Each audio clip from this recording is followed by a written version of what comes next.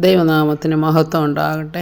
National apostolic മീഡിയയുടെ വചനധ്യാനത്തിലേക്ക് ക്രിസ്തുയേശുവിൻ്റെ ധന്യനാമത്തിൽ ഏവർക്കും സ്നേഹവന്ദനം.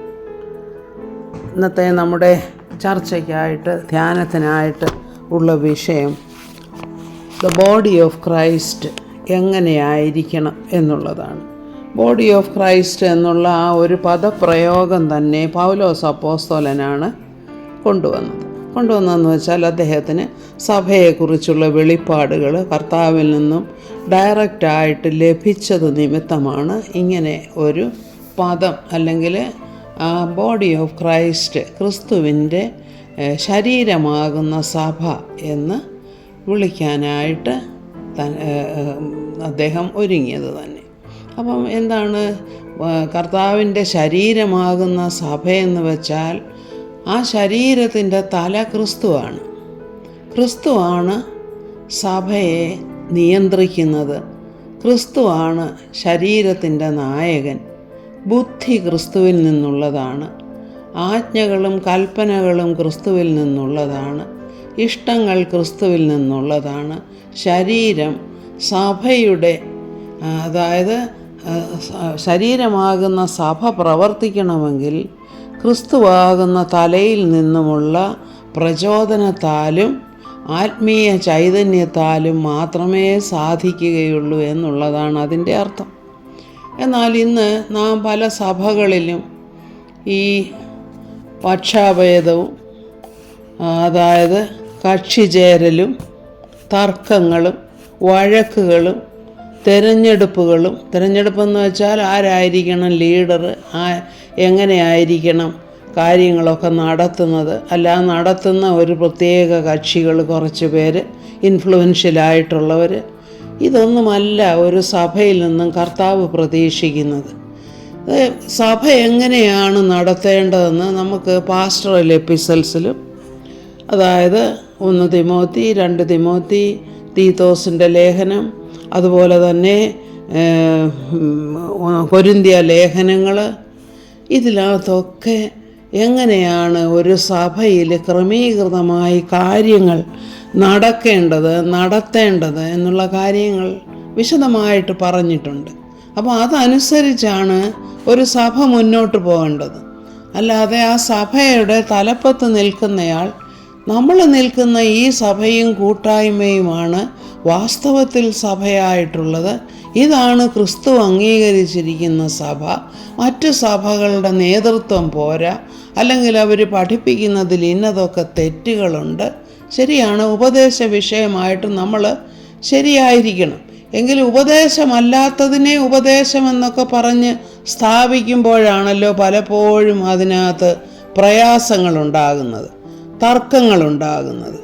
ഈ വേദോസ്തവത്തിൽ പറഞ്ഞിരിക്കുന്നത് ശരിയായിട്ട് മനസ്സിലാക്കി സഭ മുന്നോട്ട് കൊണ്ടുപോവുകയാണെങ്കിൽ തർക്കങ്ങൾ ഉണ്ടാകുകയില്ല.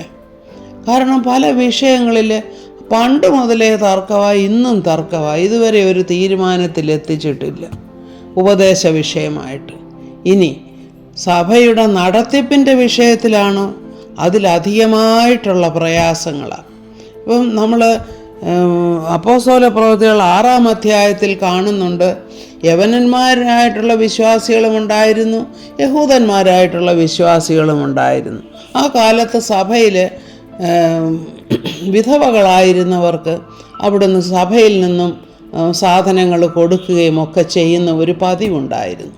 അപ്പോൾ യവന സ്ത്രീകൾക്ക് അല്ലെങ്കിൽ വിധവമാർക്ക് സാധനങ്ങൾ കിട്ടുന്നതിൽ ഇവർ കുറവ് കാണിച്ചെന്നോ അല്ലെങ്കിൽ അവരോട് പക്ഷാഭേദം കാണിച്ചെന്നോ ഒക്കെയുള്ള തർക്കമുണ്ടായി ഒരു പിറുപിറുപ്പുണ്ടാകുമ്പോഴാണ് അവിടെ 7 പേരെ ഡീക്കൻസായിട്ട് അപ്പോയിൻ്റ് ചെയ്യുന്നതും പത്രോസും മറ്റ് അപ്പോസ്തലന്മാരും വചന ശുശ്രൂഷയിലും ഒക്കെ ആയിട്ട് വ്യാപൃതരാകുന്നത്.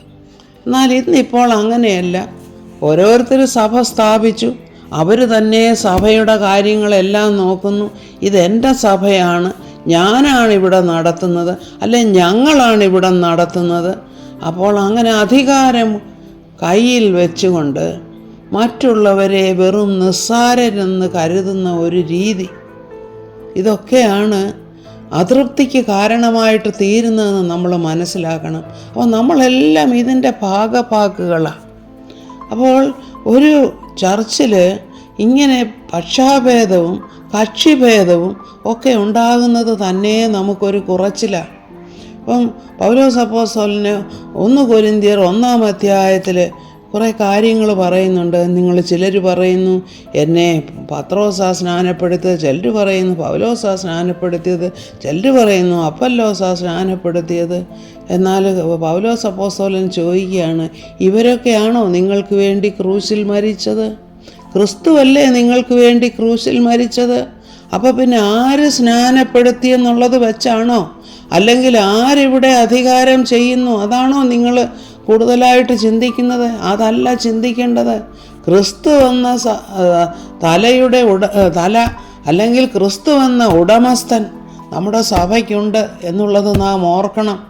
ഇതിൽ നിന്നും നാം വ്യതിചലിച്ചു പോകുമ്പോഴാണ് മറ്റുള്ളവരുടെ പരിഹാസത്തിന് നമ്മൾ പാത്രമായിട്ട് തീരുന്നത്. ഇപ്പോൾ ഇത് നാട്ടുകാരുടെ ഇടയിൽ ഈ നമ്മുടെ ആളുകളൊക്കെ വേണ്ടാത്ത കാര്യങ്ങൾ, അത് സ്റ്റേജിൽ നിന്നുകൊണ്ട് തന്നെ എന്തെല്ലാം കാര്യങ്ങൾ, വചനവിരുദ്ധമായിട്ടുള്ള കാര്യങ്ങൾ പറയുന്നത്. അപ്പോൾ ഞാൻ അവരെ ആരെയും കറക്റ്റ് ചെയ്യാൻ ഞാൻ ആളല്ല, എങ്കിൽ തന്നെയും ഞാൻ വിശ്വാസികളോട് പറയുകയാണ്, നിങ്ങൾ വചനം വായിച്ച് പഠിച്ച് നല്ലതേതാണെന്ന് തിരിച്ചറിഞ്ഞ് അതിനനുസരിച്ച് ജീവിക്കുകയും അതിനനുസരിച്ച് കാര്യങ്ങൾ ചെയ്യുകയും ചെയ്യണം. അങ്ങനെ ചെയ്യാനായിട്ട് ദൈവമായ കർത്താവ് നമ്മളെ സഹായിക്കട്ടെ എന്ന് പ്രാർത്ഥിക്കുന്നു. സ്തോത്രം. ആമേൻ.